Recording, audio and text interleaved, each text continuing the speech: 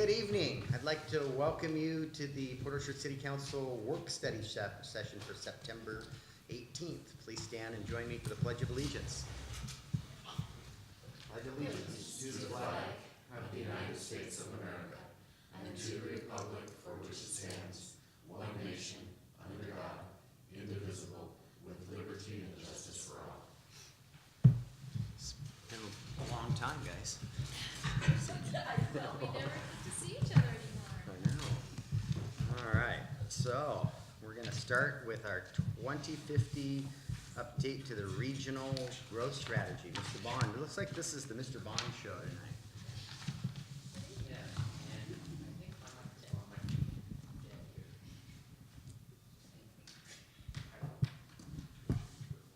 All right. And can we lower the, do we have to press the button to lower the screen? Yeah, she'll drop it down. Good, okay. Can we get the PowerPoint? Yes. Oh, good. So, in your packet, you should have seen a PowerPoint presentation, and this is something that the mayor and council members Ashby and Clausen have seen before at the regional growth, the KRCC board meeting. And I'm not going to give the presentation in full. I really want to touch on the high points and some key decisions that are going to be made in the near future. Mayor Putanzu serves on the Growth Management Policy Board at PSRC, and in November he's going to be asked to vote on 3 items, and I think that at a staff level I'm pretty comfortable with the approach that is being taken by PSRC, but I want to make sure that council's aware of what is included in this first step. So right now where we're at with the Vision 2050 update, of course we're operating under Vision 2040, and that has to be updated every 10 years, and that establishes the regional growth strategy for the Puget Sound region, which is the Pierce, Snohomish, King, and Kitsap counties. The regional growth strategy is really just a plan for additional population and employment growth, and the current Vision 2040 strategy is shown on the right-hand side.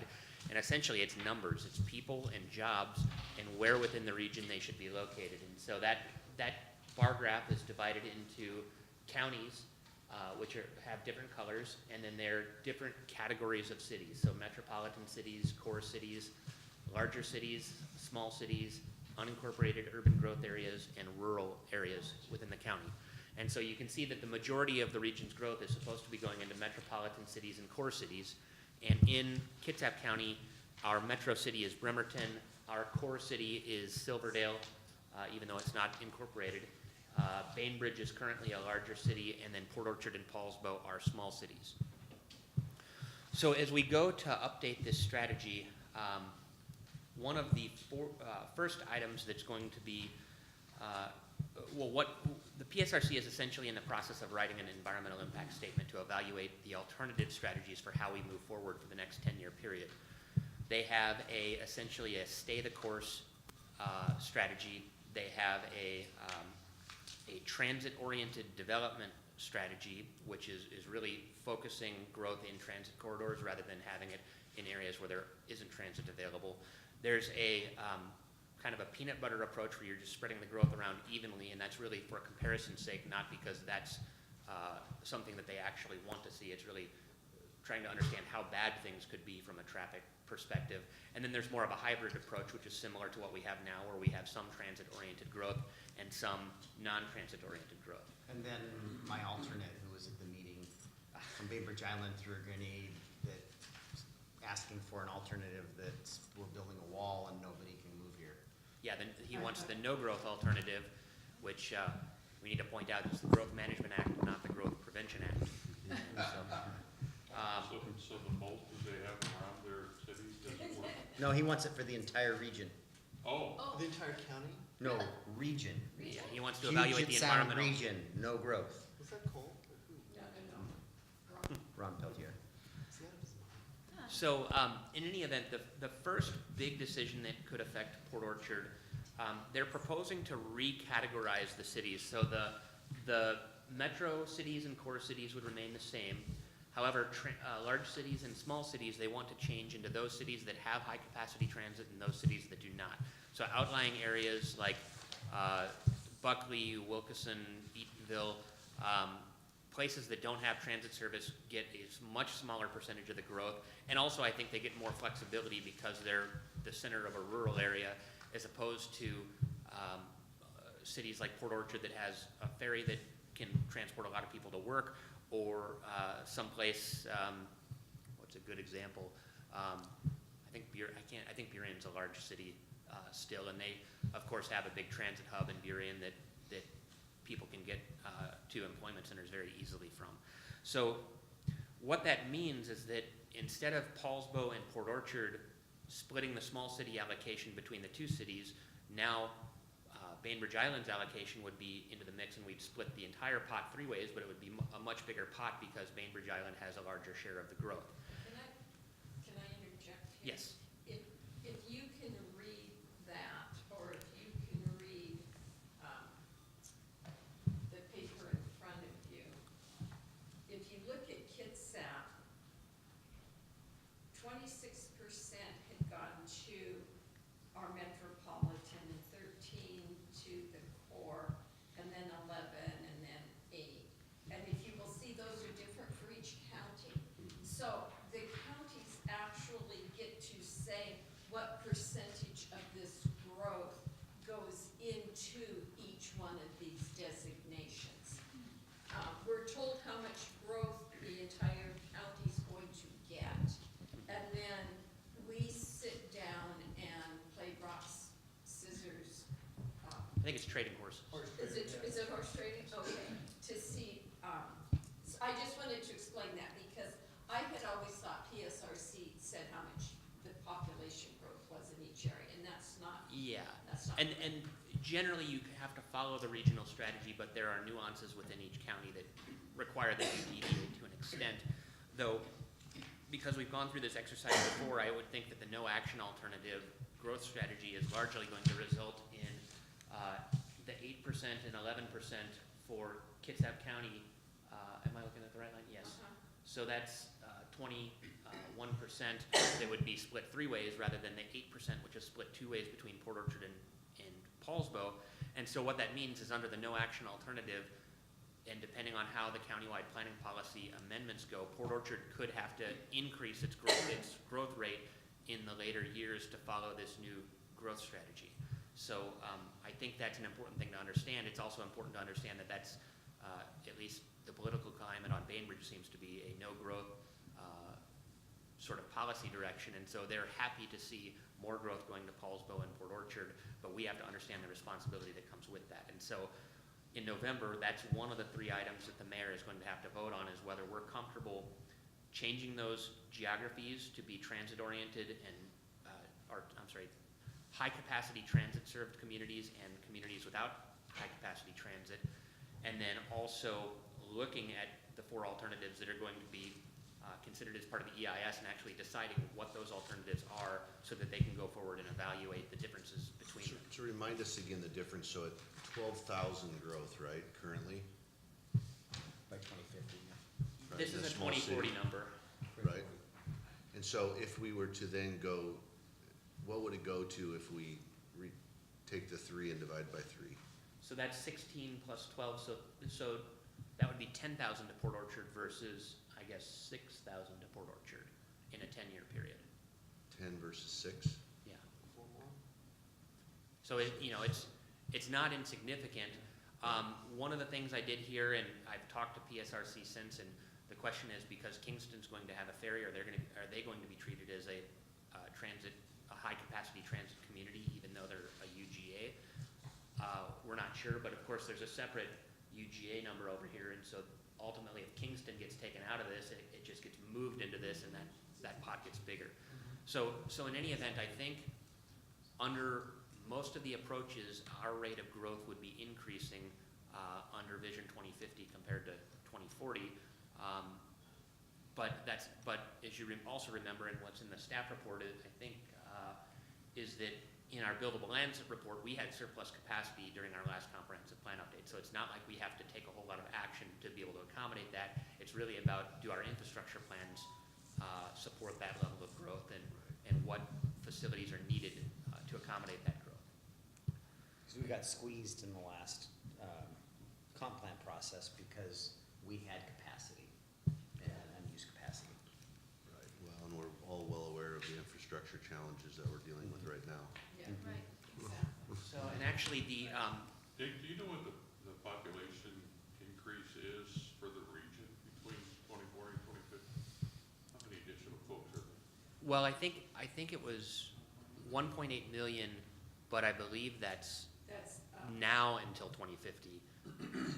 And so I think you have to subtract the 2040 number from the 2050 number to see what the net Yeah. increase is.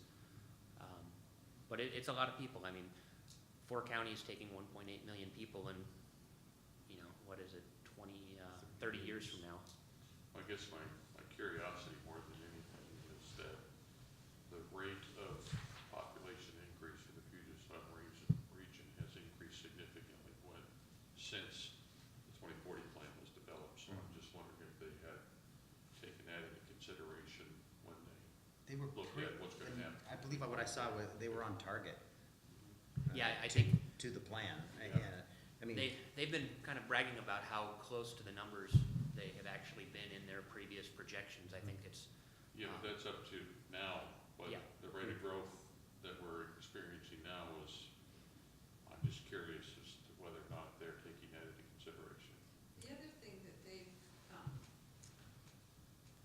been proud of is how they have, if you look back historically, how their policies have shifted the population density to the transit areas and to the, urban areas, out of the rural areas in King In King County, yeah.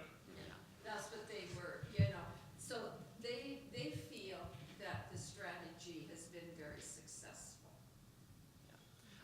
I think, slowed urban sprawl is it is. Correct. I think ultimately what, you know, once this EIS is prepared, what the alternatives are probably going to show is that, you know, I think our choice is really gonna be the no action alternative, stay the course, and just project an additional 10 years forward, or it's gonna be this hybrid approach between transit-oriented development and the more spread it around type approach. But they really want to take these other sort of extreme examples of all transit development compared to all evenly distributed growth to really look at how those things differ in terms of transportation needs and other infrastructure needs for the region. So, you know, as staff, I'm comfortable with the approach that's being taken. I think the concern of the city ought to be, you know, I think one of the slides in here talks about what does all of this mean, and basically it's transportation funding. And if certain jurisdictions in the county continue to take a no-growth approach, you know, it seems to me that the transportation funding that comes through PSRC needs to follow the growth, so that the people who are taking the growth are also seeing the dollars to build infrastructure to support that growth. And so that would be my recommendation as far as Port Orchard's position is, if we're gonna take some of the growth from Bainbridge Island as part of the next countywide planning policy update, we really ought to look at the financial policies as part of that and make sure that we're getting our fair share of the And funding. that's beyond the scope of what the PSRC Exactly, board I'm yes. on, that's the KRCC board. That as we have those discussions with Bainbridge and they say, hey, we don't want Yeah. this growth, then they have to be willing to say, then, hey, we're gonna step away from the funding. Yeah. And so that's, am I not correct? And this 6,000 people that we're talking about today, that's the current footprint of the city, correct? This is not assuming, No, it's not. Which 6,000 are you talking well, about? no, but you also have unincorporated UGA as a different category I here. think That's a separate number. conservative. Right, so, So it's the existing footprint of the city, that's what you're at. right, so if we were to now go and annex some of these Yeah, if you annex, currently- that shifts things around as well. So we take But more, the UGA, I wish you know, we map. had you probably haven't seen it, but the last time they allocated population. Microphone, please. The last time they allocated population, the end result in 2040 is that Port Orchard would have a little over 20,000 in population, and our UGA would have 21,000. So if we were to annex everything and the growth came in as expected, we would have 41,000 people in So our that was kind of my jurisdiction. point, based on the $6,000 number, it's today's footprint, it's not assuming any annexations. Correct. And Annexation so is really, not all of growth. this growth is west of town, if you look at kind of your densities for growth. downtown. No, I mean, Yes, I guess there's, there's some downtown too. there's a lot off of Sedgwick and south of Sedgwick. Yeah. There's a lot of capacity on both sides of 16. And with that said, what I think when we look at the areas that are not west of town, I think we're looking at more high density than we are west of town. Because I think we would be seeing more apartment buildings Right, or that sort of thing, just because of the footprint of the land. right. Yeah, I'm just trying to imagine 2050, if, for example, McCormick Communities built out, and that's probably another 2,500 homes. You know, at an average of 3 people a home site, I mean, you'd be well over those targets. right, correct. Mayor Erickson this morning was reading what I assume, this is a big assumption on my part, was some proposed legislation that's gonna go to the legislature this fall. Yeah, were you Yeah, there when I she was there mentioned too. it? Yeah, she mentioned it today, and what she told us is it's simply in draft form by a state senator, and I don't know, Eastern Washington. Eastern Washington, that the Olympia would dictate our densities, For a minimum density, right? Minimum density. right? minimum Yeah. densities. UGA densities? Yeah, Well, it was, what she shared with me was, it was related to, any properties within, I think it was a quarter mile of a transit route, had a minimum density of something like 150 units per acre. I mean, it was huge.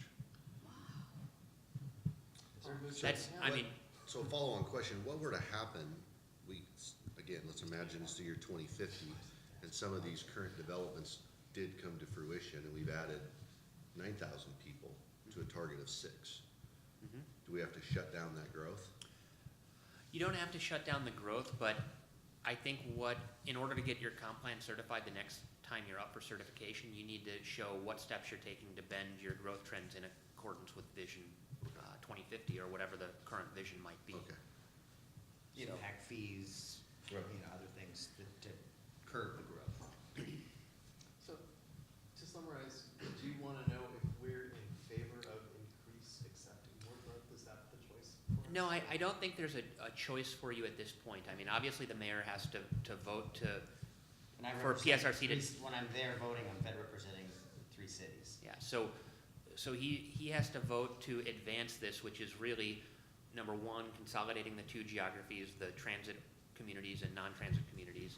Then there is the 4 alternatives as part of the EIS. And then the final one, which we haven't really talked about yet, is the Vision 2050 outcomes, which there's some bullet points in the attached memo in your packet, the Paul Ingram memo, which when we initially did the regional survey, we sort of boiled everything down to these 10 or so points about what are really the outcomes we want to see from Vision 2050. And I don't think there's anything in there that anybody would disagree with, and I think that they're fairly balanced. And if you remember, we were kind of talking about the quadruple bottom line and environment, economy, housing, kind of all of these considerations that really have to be balanced in order to have a healthy region. And I think that these probably accomplish that.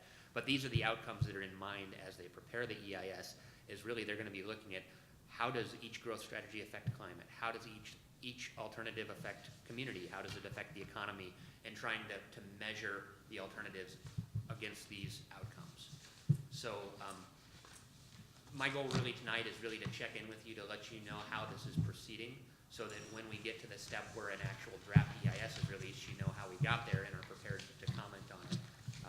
And I think that now that we have the loophole group at KRCC, which is the Land Use Policy Board, where the planning directors and the elected officials get together and talk, I think there will be less surprise when we actually go to update our next comprehensive plan on our periodic update. It won't be as much as of a surprise or a shock to people to see where these numbers are coming from. One other point on this vision, on the proposed there too. Oh. The major military installations have never been recognized. They have an impact, to Thank you, yeah. Pierce County, it's Fort Lewis, and Everett, it's their naval base, and we have a number of and this proposed changes will recognize those military installations and the impacts they have to our communities. So, Nick, nothing in here terribly surprised me, although, at the bottom of the first page of the memo, where it talks about strategies directing growth away from the edge of the urban growth area boundary, presumably that's from the exterior boundary. Correct, so that's yeah. just- You want to create the green rural spaces in between cities rather than, Right. but once you're within the urban growth area, you want it to be urban and it's kind of crossing the street and going from a farm into a Right. apartment building. And so that's a new strategy, at least one that county's practice, but that the city should be a part of, Yeah, if the county starts to engage in that. yeah, I think King County has kind of been the leader in taking that approach, but the other counties have not done as good of a job, in that sort of thing. I'm comfortable with this, and I personally like transitory development, but I keep thinking that our challenge here has always been with the county or other cities, that, you know, we're setting our vision of the density of the city, and then the county just puts in a subdivision at the outer edge of the UGA and expects that they get funding for what I think is a responsible growth in the But they UGA. can't, with the Growth Management Act, they can't Can't put do that. those in outside of the UGA. Yeah, I We see. have a large UGA, Yeah. and there is development happening inside of our UGA, and if we want to control that, we need to annex it. So, And remember, we did shrink that as part of I the was- last county update. That's the comment I would make, is because there were like 3 or 4 developments off Phillips Road that have already been approved platting, and then they removed them from the UGA. But they're still going Yeah, forward. They were grandfathered, you're right. Yeah. If they go forward, they remain vested, but if they expire, then they're gone Right, forever. one of them is moving forward. All right. Any more questions or comments? Okay, let's move on to our next item, which is small cells. And it says it's Mr. Bond, but is it you, Sharon? Or is it tag team? It's tag team, but I'm gonna go grab myself a water because I've been talking too much.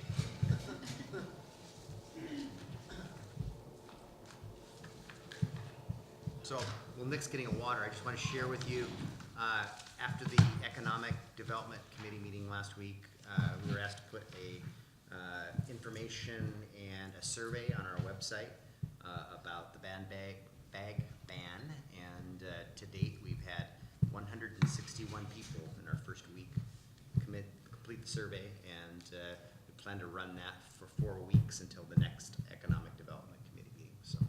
Are those city residents? That is, what was, Wow. so we have, That's well, How really can good. we know? because we have a yes or no question, and we ask that you, if you are a business or a resident So we of the trust city. them?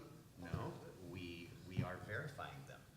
You have to put your name and your address, so. And I have. And we had somebody put the White House address, so we put that one to the side, that one didn't count. And And how many times that I fill out the survey will it count? once per person. So all that extra work was, Yeah, I'm Everyone sorry. in your household can vote. Everybody in your household can vote, but only one per person, and we're verifying. and We, what's the split of votes right now? pets? I'm not gonna tell you, because I don't wanna sway what's happening. It's, You can do it publicly. it's top secret, and we'll sit on that for a while. We'll process it in a timely fashion, which will happen to be after the survey's done. So, Fair enough. so just not trying to sway the process. So, Mr. Bond? Yeah, so earlier this summer, we brought forward a more refined small cell draft ordinance, and the feedback that we received from the small cell industry was that there was a preference for a franchise agreement model ordinance as opposed to a small cell permit type ordinance. And so we went back and we're doing some research looking at what various jurisdictions have implemented and what really made the most sense for the city in terms of pros and cons. And really tonight's discussion is about sort of picking a direction and then having staff go in that direction. And obviously the most recent draft followed the small cell permit model, and so more significant revisions are required to go in the direction of a franchise agreement, but I'm gonna let Sharon speak to kind of the differences and the pros and cons of the alternatives. This is on. Yeah. So there, as I tried to capture in the memo that I sent to you guys, there's an equal amount of protection for the city going either route. It's really just a policy decision. It's not anything that's going to hurt the city one way or the other. The permitting process was chosen as the way of moving forward, because it offers the city a little bit more, it allows the city to give more guidance, more specific guidance to all small cell facility providers, or small cell providers. And the franchise agreement type of model is being used by some jurisdictions in Washington. There's not any sort of consensus yet, as far as I know, about how what's the best way to go about doing this. I think part of the reason is that technology is changing, and so there may be some thought that some flexibility is needed to address changing needs and do that with the ordinance pretty quickly. If you have multiple franchise agreements in place with different providers, then there would be changes that have to be made to those. I know that Kim Allen provided some information to you, sort of advocating for the franchise agreements, and saying that some jurisdictions have used an exhibit that can be used to be updated, and that would make things a little easier. So I think there's not a huge difference in how things would be handled. There would still be design standards, there would still be limits on placement and where and how many can be placed. But at this point, the only thing that we've heard, and maybe we just haven't heard enough detail about it, the only thing we've heard is that it's administratively burdensome to update permits. You have multiple permits for multiple sites throughout the city. We have drafted the ordinance so that you can consolidate that and sync it up. And the franchise agreement there was asking for a 10-year agreement.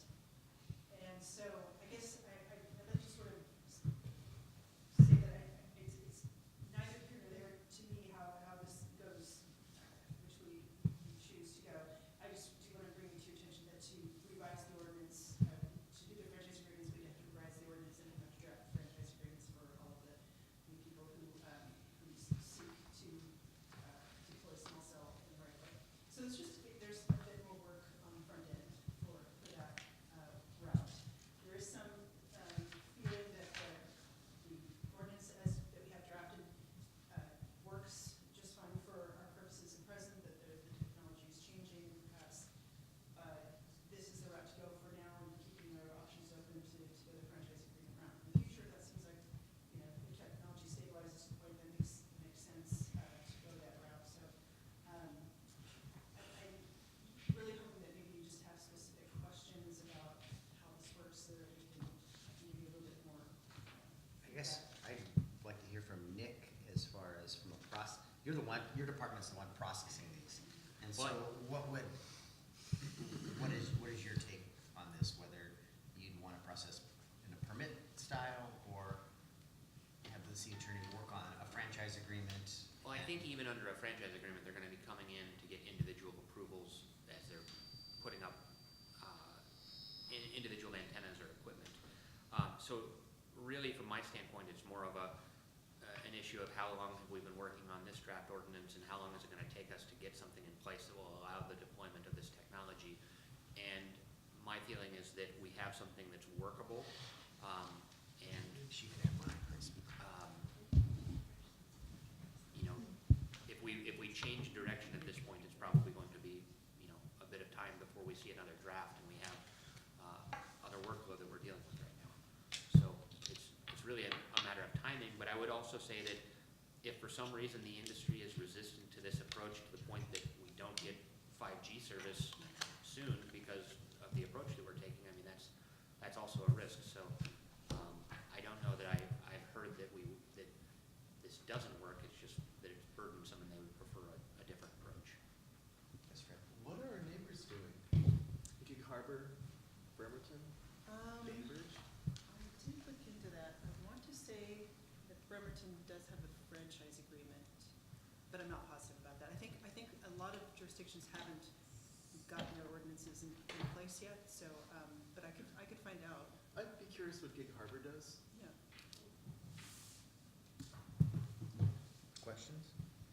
My only in reading, I don't necessarily have a strong opinion on franchise versus permit, but in reading the agreement, my only question was, how do we get one removed? And I'm thinking of Fremont, when we wanna widen the road, take down the poles, I don't wanna have to pay $100,000 to have them move their equipment off of the pole just so they can get relocated.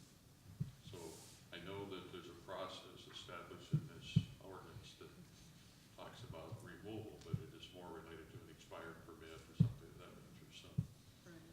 is there a way that, due to whatever expansion, construction, however you want to phrase it, when it's in the best interest of the community to move it, Right. that we can have it moved?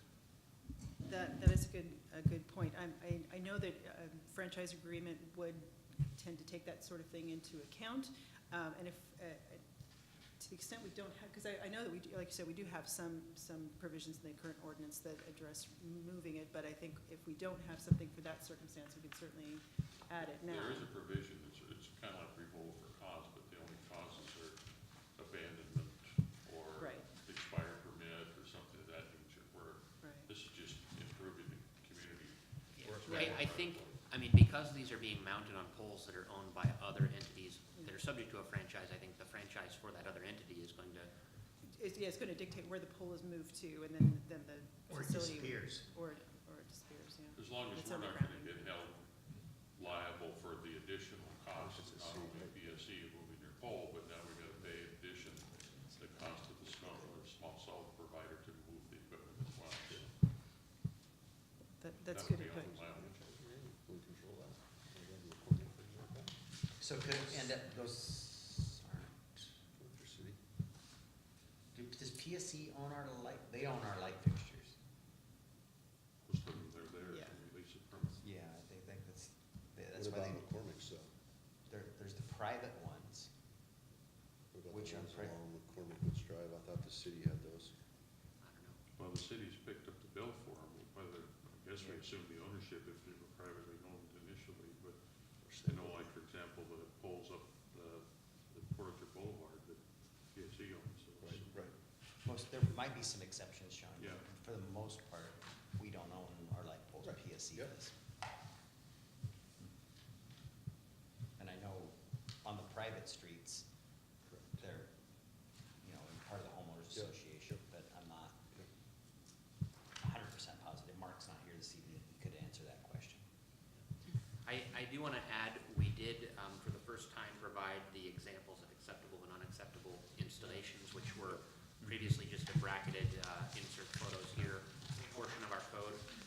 And so those would be embedded in the code. Also, we've been made aware that there are some changes coming potentially at the federal level, and so it's possible some minor revisions are going to be needed to this ordinance if Congress takes action in the next couple of weeks, as I think that it's scheduled to be voted on. Right, next Tuesday, I want to say.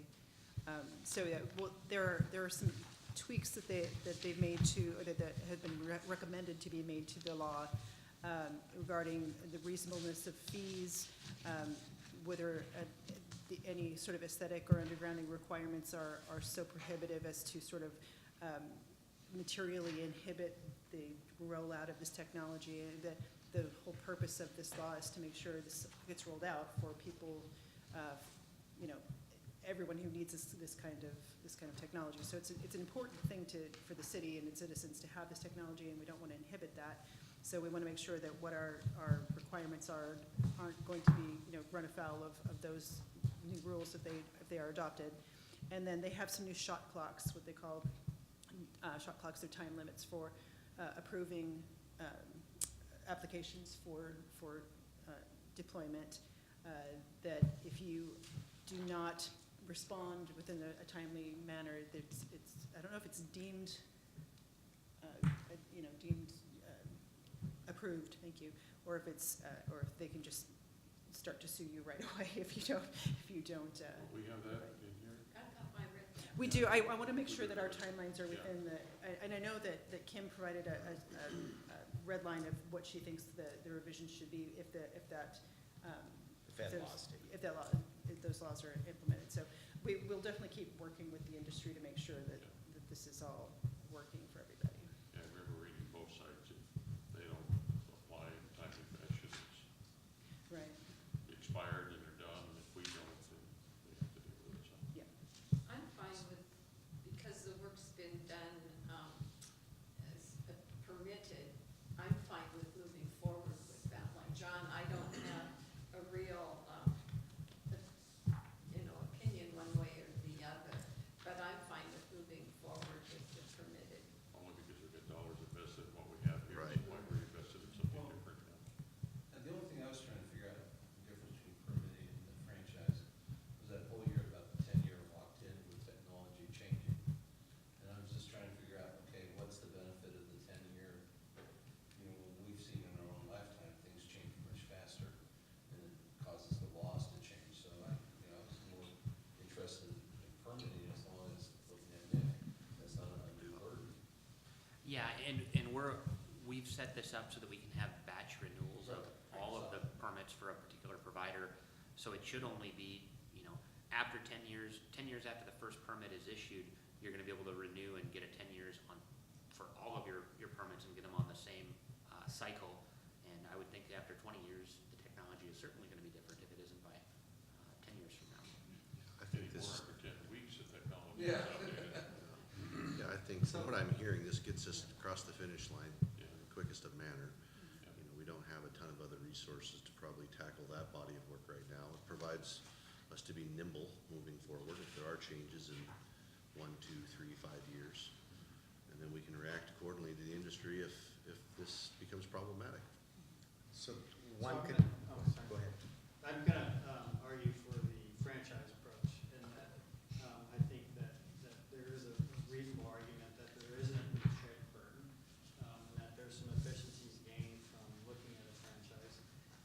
One of the concerns was that the franchise agreement might allow for sort of expanded or more extensive use in the right of way than what was envisioned, but then I think your memo also points out that we could carefully craft an agreement so that that would be avoided. And then, permitting has been argued as being pretty adaptive to changes in the industry. And I'm just curious about what kind of changes would we be talking about? That's a hard question to answer, but we know that cell towers have been around for quite some time without any sort of technological change. And now we're seeing that next generation of change. And I would expect that what we're seeing now is going to be around for a while. And I would also observe that these changes, as we're seeing them come, have become less and less obtrusive. So we're not going to be seeing cell towers. We're going to be seeing 8-foot towers or 10-foot poles, really not towers.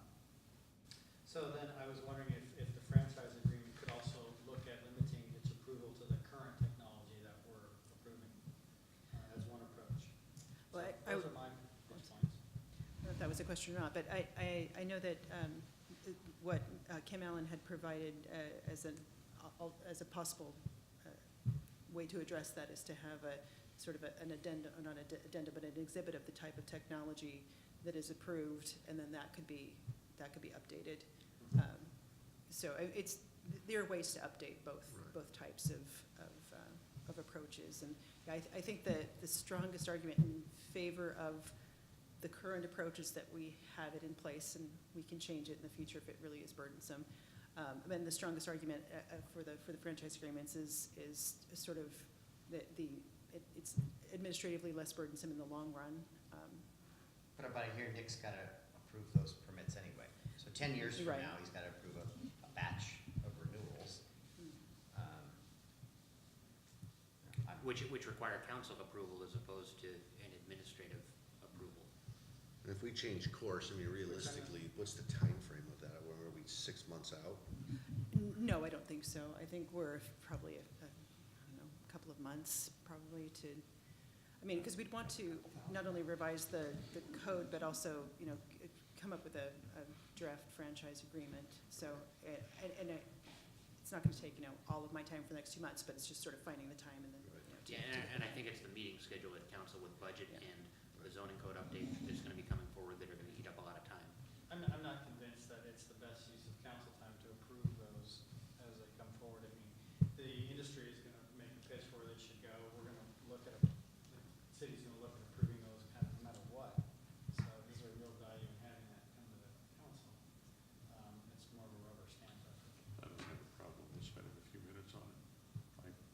I just don't want to invest a whole lot more money in changing the course at Right. this point. I think what we've got is gonna work fine, and we can tweak it as we go forward if need be. A couple, move forward what we have. Yeah. I like that. Move forward. I'm hearing consensus to bring what you said. On the unanswered question I really heard was John's, was if, let's say we go to widen the street and underground the utilities, how do we strengthen this language for the removal of the equipment? I have that note, and also, we will, we'll be keeping an eye on what those FCC rules, how they change, and incorporate some more changes. So it'll be a little bit different when you see it. I I'm not saw- doing that. well, For the most part, I just want to make sure that when we need to make improvements to the community, that we're not spending a lot of money because of this. So Yeah. it's bad enough biting right away. So I saw this on the draft agenda for next week. Is that still the plan? I think we should wait and see Till what October. Congress does and then Okay, go, so October 9th meeting is yeah. tentative for once potentially Congress takes action. Okay? All right. Great. On to our third item, which is the zoning code updates. Once again, Mr. Bond. All right, so this is the third time we're checking in with the city council on our progress in updating the zoning code. The planning commission has been working hard on this since, I think we started our review in April or May of this year. And we've had a few public hearings. We have not seen a whole lot of public testimony. We have had positive responses from members of the development community who we've sort of been introducing them to these changes as they've been coming in and asking about property or, looking into developing property. And I think there's been a mostly favorable reaction to the chapters that we've provided. So this is just the next batch of chapters to kind of keep you in the loop and give you a little advanced reading. Right now, our schedule has us bringing the final few sections to Planning Commission in 2 weeks to introduce them, having a public hearing at the November 5th meeting of the Planning Commission, and then having it ready for a council work study in November, assuming that you are not bogged down with budget at that meeting.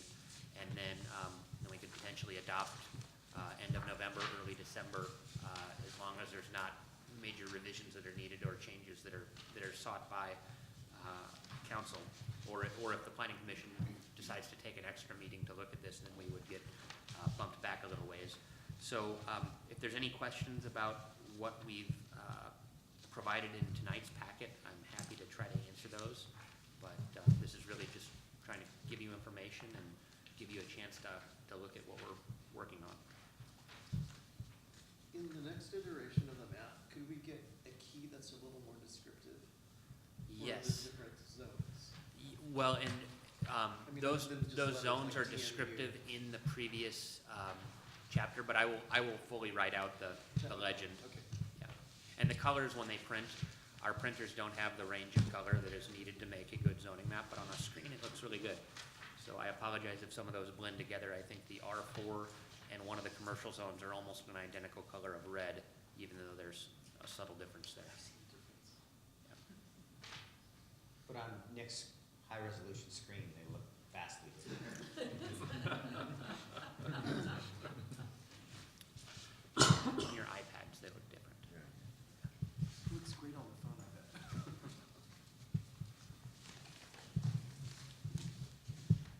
Questions for Nick? Scott? So I just provided some editorial comments and some minor stuff earlier on. But one of the, probably a couple of the key things that I commented on was that, so let me try and find that. So that on page 104,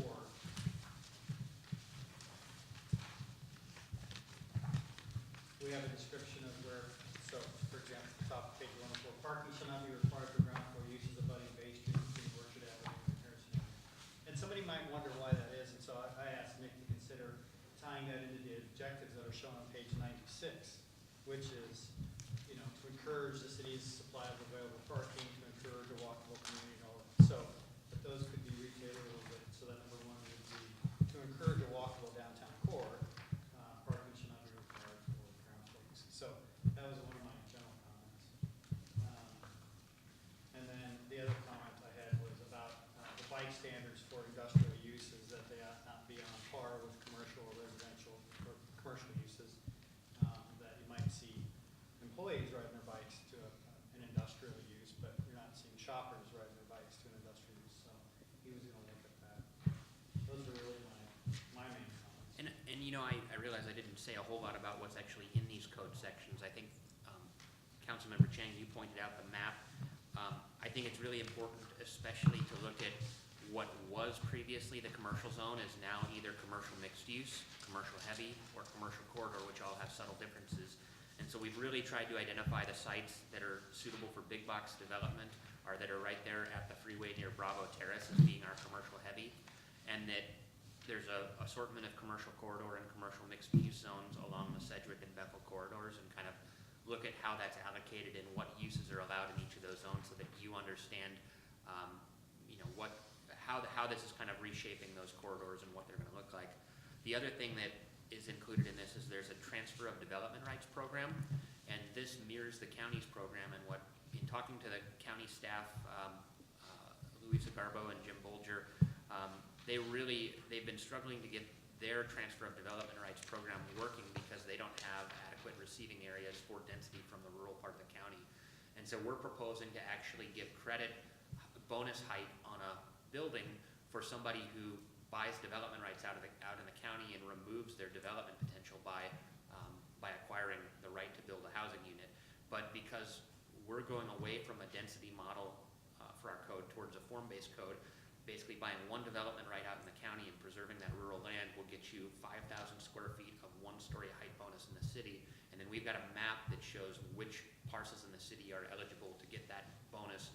And we've really tried to identify parcels that are not going to block views or have significant impacts on adjacent properties to be eligible for that bonus. And so hopefully we can encourage developers to acquire rights from the county, get the certificate from the county, and then use that in the city for a height bonus as a way of sort of implementing our regional vision, which is to preserve the rural areas and see the cities, you know, take most of the growth. So that's a new thing that we haven't had in our code before. So I would encourage you to take a look at that. And there'll be a map associated with that at a future meeting. Nick, the other thing that you and I talked about was the very last page, part of the map, and how it's got some square footage that's approaching 1 million square feet for loading zones, and I don't think we're gonna see any 1 million square foot structures anytime soon. So Nick indicated that this was just a carryover from before, and I will be looking at loading zone language at a future time. And then also, Nick, you explained to me that the parking requirements, the minimum off-street parking requirements that are shown in red, beginning on page 105, those requirements haven't changed. Although we didn't see the strikeout version of this table, those requirements haven't changed. They're generally the same. Really what's changed is the use categories, because our use table now we've tried to shrink that down and not have quite so many, I think our old code sort of really micromanaged uses and the differences between very similar type things. And so we're trying to lump those into broader categories. And as a result, we had to change all the titles in our table, which required us to reformat the whole thing. But the ratios are generally the same, except in a couple of instances maybe where something seemed really out of whack with a norm at this point in time. So Nick, the planning commission's dove into this a little deeper. Correct. What questions have you seen there? What's been the reaction of the planning commission? I think the reaction from the planning commission has been mostly positive. I think, you know, most of our planning commissioners are not experienced developers. So as regular community members looking at the code, I think visualizing a lot of things through imagery and just the formatting helps people understand what is allowed and what's not allowed a little bit better. better than what's in our previous code. And I think, you know, really where they took the next step was in the mapping exercise, but I think a lot of the more technical things like a TDR program or the parking provisions, I think that's a little bit more abstract, and so they're reviewing it and sort of, you know, taking recommendations from staff, but they're not experts on this, and so, you know, it's really, and we're vetting this internally with our current planners as well as our long-range planner, Carrie, and myself, and so we're doing the best we can to double and triple check everything, and then we've also been reaching out to industry groups and sharing this information with them to get feedback. Unfortunately, there's just not a ton of interest in doing a really detailed review, and so. Some of our planning commission members have been there a long time, and so they've gone through, I'm thinking of Stephanie. Four different sets of code. Yeah, well, I'm thinking Stephanie went through even the DOD process. She did. I mean, she's been doing this since the early 90s. So, and I know Tim's not on it anymore because Tim had been doing it for a length of time too. Annette's been there quite a while, but Yeah, not she quite, was, not she quite was as long. off for a while and then back on, I Yeah. think, yeah. Yeah, I think the really eye-opening thing, because nobody really has a design background, is actually talking about dimensions and how big is a typical single-family house? What, you know, how wide is it? How deep is a lot? What does a townhome look like in terms of a dimension? I think that's all stuff that, you know, when you actually show them examples, it really clicks, but it's really hard to just look at code and say that makes sense or that doesn't make sense. So, so if anything, I think it's been a learning experience for everybody, and I think they're. When I think some of our planning commissioners went, design review board did, and the council went, that field trip we did. I mean, it just made us all aware of what some of these options are, and that some of it's not really that scary. And it can be done very well, and we need some of these tools in our toolbox.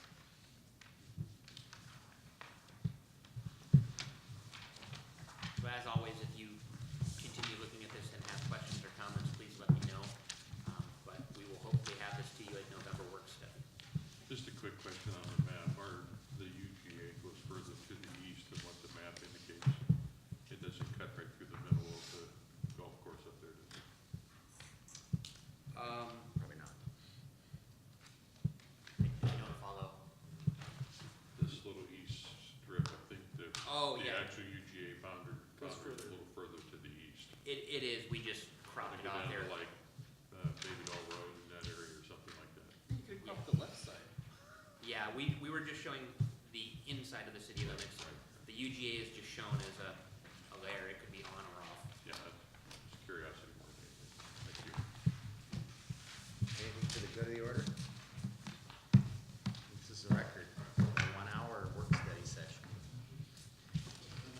It is. And it's dark out.